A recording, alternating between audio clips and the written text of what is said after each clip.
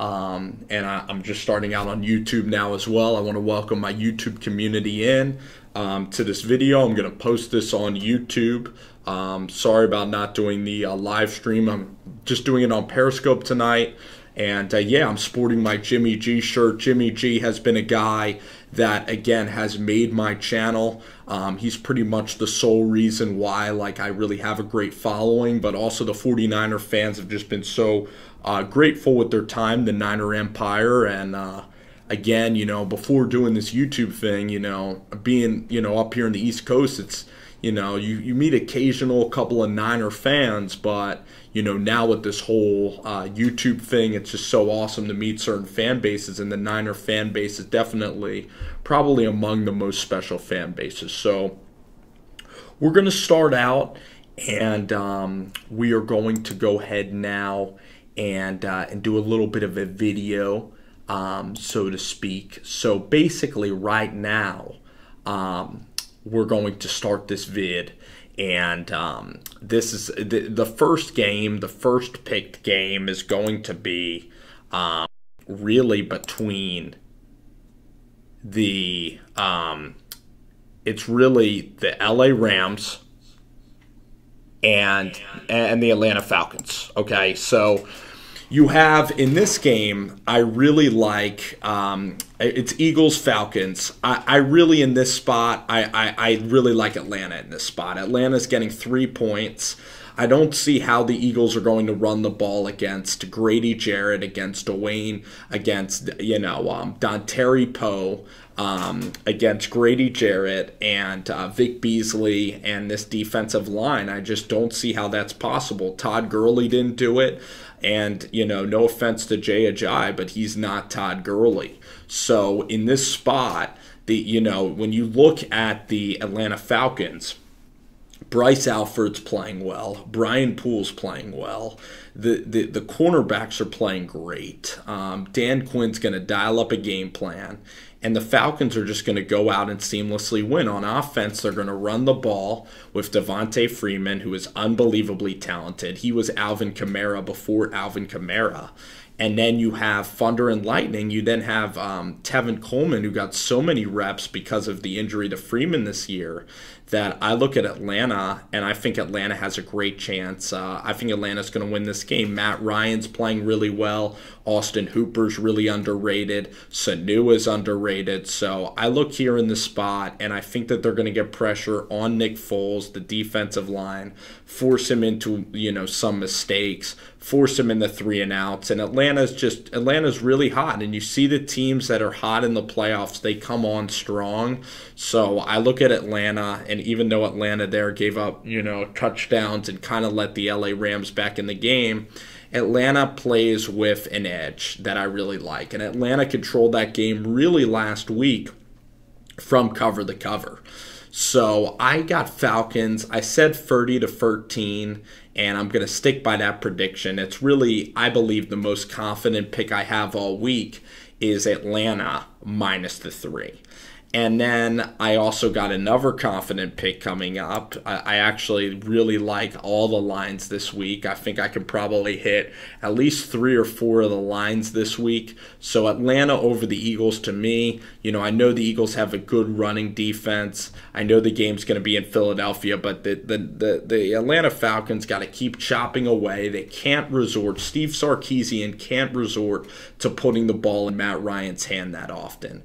I don't want to see Matt Ryan chucking it down the field that often. I really do not, because if Matt Ryan continues to throw the ball down the field that much, then the Eagles are going to be able to, you know, get pressure on him, and you're going to have some sacks, and Matt's going to make mistakes. But if you can go play action, hit Hooper, establish the running game, and even if the running game at first doesn't work, just continue to go back at the running game. Be relentless in your effort to run the football with Coleman and Freeman, because those guys, you need to control time of possession, and I think Atlanta does that. Atlanta's going to outrush Philadelphia. It comes down to the running game. It doesn't come down to Julio Jones and Matt Ryan. Matt Ryan will need to execute a couple of third downs, but if Atlanta's running game does not get going, that could be problematic, because then you get Fletcher Cox, then you get Chris Long coming in, then you get Derek Barnett, and Brandon Graham and these other guys who you don't want to play. So as long as you stay ahead in the chains, don't turn it over, let Matt Bryant kick field goals, then if the Eagles are behind, they're going to be forced to throw at Nick Foles, and then you can go ahead, play really aggressive, force some turnovers, force some punts. The crowd will start to boo Nick Foles, and then the Falcons can go ahead and play with the lead. And they proved last week they had a great ability to salt away the game. That's what I was so impressed with. The Rams made their run in the second half. Cooper Kupp, Robert Woods, but Atlanta had this great ability to, on third downs, when it was third and short, they'd always pick up a first down. They'd always keep the chains moving, keep the clock rolling. And I'm going to be looking forward to seeing that clock tick down this week in Philadelphia. Next game we got, I think it's going to be a lot more fun of a game than a lot of people are anticipating. A lot of people are counting out the Tennessee Titans, and they believe that the Tennessee Titans really don't have a chance going to New England. And I'm going to tell you that I believe Tennessee does have a chance. I don't know if I'm ballsy enough to pick it.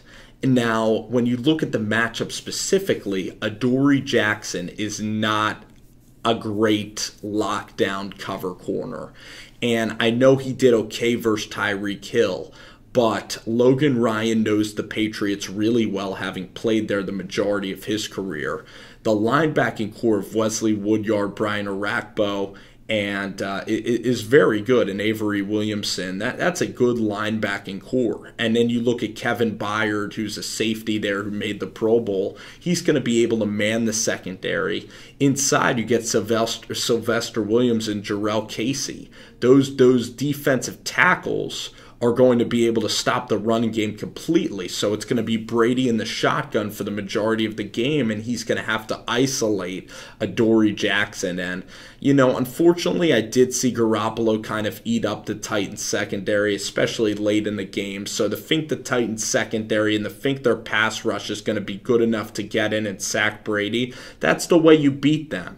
The Baltimore Ravens and Ray Lewis and Suggs were able to come in there with a pass rush. The Jets, when they had Bart Scott and the linebacking core, they were able to play and get after Tom. But I look at Marcus, and I think that Marcus can really have success. I mean, Marcus's game, it translates to a lot of cold weather places. It's a quick release. It's hard-nosed running the football with Derrick Henry. They've played outdoor in cold temperatures. This isn't like a greatest show on turf with someone just chucking the ball. Marcus Mariota has mobility. He has great instincts and feel for the game. He doesn't make a lot of mistakes. And, I mean, I look at Marcus in the spot. It is a big spot for him, but he's continuing to play better. He's playing with house money in this spot. It's 14 points. It's way too many points. I would definitely take the Titans here with the 14. I'd sprinkle a little bit on the money line because I'm not ruling it out of the question that Tennessee's going to win this game. I think Tennessee... in this spot, I'd give the Patriots about a 75%, maybe higher, 80% chance of winning this game, just with Tom Brady and playing in New England. But if Malarkey takes the gloves off and just, goes balls to the walls with Marcus Mariota, then I believe that we could have ourselves an old-fashioned shootout. It could actually be a pretty entertaining football game. So I like the Titans to really keep it close. And then you look at the last couple games of the evening, you're then going to then have tomorrow or on Sunday, you're then going to have, Jacksonville and the Pittsburgh Steelers. This is a game where Jacksonville has no chance at all. Blake Bortles is absolute trash. He can't complete a 2-yard pass. Leonard Fournette's going to get stuffed by this linebacking core. The Jaguars are not going to score more than 13 points in the game. This will be a blowout, similar to Atlanta-Philly. Steelers win this game, probably 28-13, maybe 30-13. There's no way that it's within 7 points. Ben wants to avenge the Week 3 loss. I give absolutely no credence to that game in the regular season. Jacksonville has a nice defense, but they're not going to be able to slow down and stop Le'Veon Bell and, all the, tight ends in the middle of the field, Antonio Brown, the wide receivers there for Pittsburgh. I think Wheaton, I don't know if he still plays on their team, or Martavis Bryant, but one of those guys is going to step up in the spot, and I like Ben, and I think Pittsburgh is honestly going to win the AFC anyway. So whatever happens, even if Pitt has to go to New England, Pittsburgh is winning the AFC. And then the final game, the most intriguing game, I really like how they paced it, is going to be in Minnesota. It is going to be Saints and Vikings, just like week 1, just like that horrible Monday night broadcast with Sergio Dip, Rex Ryan, Beth Mowens that completely sucked. That Chargers-Raiders game, I believe, or no, Broncos-Raiders game, that game really, really, really sucked. But anyway, I think that, remember in that game, Sam Bradford had himself a day, and I'll tell you what, guys, I do not think for 1 second, I do not think that Case Keenum is winning this game. It's just not going to happen, guys. I'm sorry. Case Keenum is not going to be able to convert on third downs. The Saints defense is going to get off the field. It's going to be Saints and Falcons, an all NFC South matchup where the Saints will win the NFC. They'll go to the Super Bowl to play the Pittsburgh Steelers, and then that game will be a war. And I really want the Saints to win the Super Bowl, and I'm going to pick the Saints to win the Super Bowl. Saints-Steelers is my Super Bowl pick, because I look at Minnesota, and it's not like Latavius Murray's going to run down the Saints' throat. And everybody's going to talk about the offense of Drew Brees and Kamara and Ingram. I mean, that offense, it's like pick your poison. Who do you want to stop? It's like if you want to stop Kamara and Ingram, like Drew Brees is going to be able to hit Ted Ginn and hit Harrison Smith on some deep balls down the field. I mean, you look at Everson Griffin, you look at Robeson, Daniel Hunter, and Linval Joseph. I mean, that's a great, defensive line. Xavier Rhodes, Andrews and Deho, Harrison Smith, and the kid from Michigan State, Malik Waynes, with Mackenzie Alexander playing slot. It's an amazing defense. It's a special defensive unit with Mike Zimmer and George Edwards. I mean, the linebacking cores, Michael Kendricks, his brother Eric Kendricks from UCLA is absolutely great. Anthony Barr's a stud. Ben Gideon has played well this year in his rookie season. It's the most likable team in the NFL. The way that the guys on Minnesota get along with Brian Robeson, with Everson Griffin, with Mike Zimmer, it's a team that you want to see succeed. You want to see Case Keenum succeed, a guy who played at Houston, set all these records out, and then I believe was drafted by the Texans, maybe undrafted, then went with Jeff Fisher. He's had a tremendous season, and it's interesting that Pat Shurmur wants to bring along Case Keenum to Arizona. If I were Arizona, no offense, I would not want Pat Shurmur to bring Case Keenum with him. I'd want to draft another quarterback, like maybe wait till next year to get Justin Herbert or Drew Lock. Maybe get a Luke Falk. Case Keenum's had a good season this year, but he reminds me of like a Mark Sanchez where he has an expiration date. He reminds me of a Matt Schaub. Good leader, does everything the correct way, but when push comes to shove and you need to make big plays, I mean, it comes down to quarterback play. We saw Jared Goff lose heads up versus Matt Ryan. We saw Marcus Mariota dominate the game with third downs last week at the quarterback position. And then we saw just Tyrod Taylor's just inefficiency at that position. And that's what really cost Buffalo, is Rick Dennison or Scott Dennison, whatever. And that play calling cost the Buffalo Bills that game. So I'm incredibly confident in the I'm confident that the Saints can win this game. I know Minnesota, like I laid out, has a great defense. It's a great story.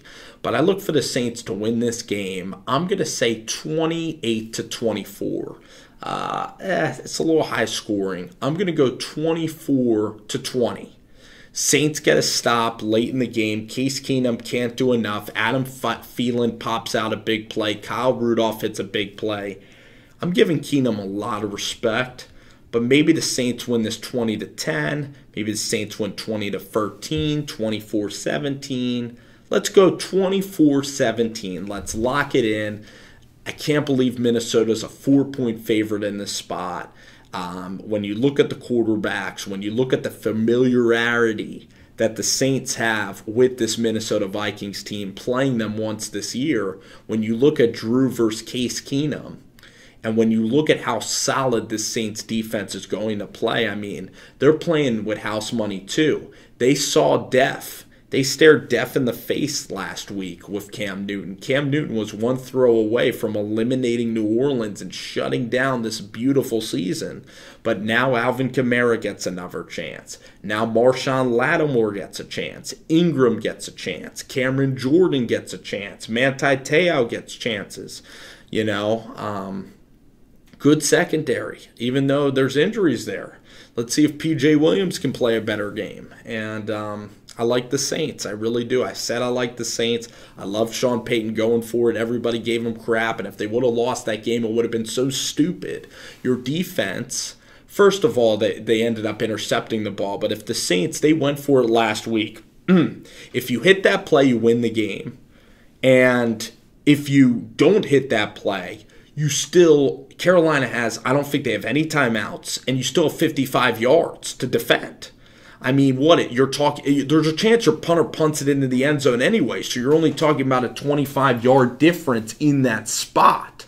And plus, you have a chance, you go out with Drew Brees, you're not expecting it, you run shotgun, you have a chance to win the game. And that just shows, like, Steve Wilks made great adjustments. Carolina's defensive line, like, forced Drew Brees to beat them, and they did. And Carolina got hot late, and that's why Steve Wilks and Matt Patricia, like, I'm a Giants fan, I want them to go out and get Patricia, and if they can't get Patricia, like, go get Steve Wilks, and I'd be fine with those two candidates, really. So, I think it's going to be a very good weekend of football. My favorite games that I'd say, Saints-Vikings is my favorite game. And then I'm going to go with Titans-Patriots. So that's going to be fun. Saturday night, everybody's going to be going to the bars, getting liquored up. You know, everybody's going to be watching that game in a crowded bar scene or whatever. And you're going to go out and see Marcus Mariota play the game. And it's just going to be fun to cheer that kid on, you know. The kid's going up to New England. Like, I'm really excited. And then the game I'm least excited about, Jaguars and Steelers. That's going to be such a dud. That's going to be just like Dolphins-Steelers last year. Blake Bortles is not a great player. That offense is downright hideous to watch. That's going to be terrible. You got to save up your energy for Saints-Vikings. So, you know what I mean? Like, watch Falcons-Eagles, like, pound that game in, you know, from 5-8. Go to the bar, 9-10. Watch Marcus Mariota do his thing, have some drinks, relax, get rowdy, get crazy, sleep in the next day, go out with your family, spend time with the family, and then at like 3:30, you could just watch the Steelers just put away Jacksonville. And then watch Fox. Watch Aikman and Buck do their thing there. And watch them go to Minnesota and watch those two guys rock it out there in Minnesota land. All right. Thank you guys for watching this Periscope. Appreciate y'all hanging. I'll read your comments later. I'm sure that you guys have some things to say. If you're watching, I hope I can incite some conversation. So we'll see y'all. Thanks.